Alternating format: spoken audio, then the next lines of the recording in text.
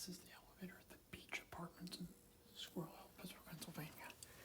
It's an old Otis HPA.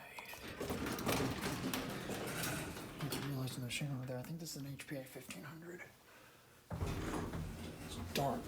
There's no sensor on. I just remember that before.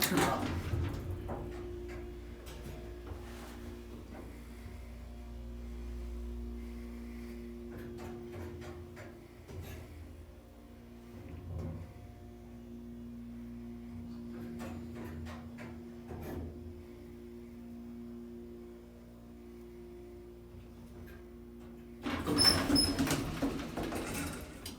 little brighter up here, back down to 1. There's some, it's a bit chipped and it's burned out. Press a little certificate installed 1971.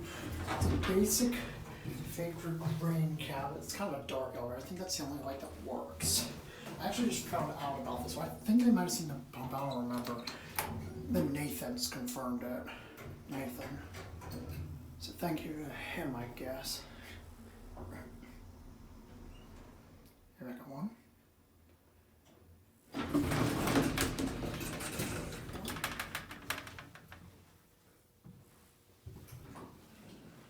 That's gonna be a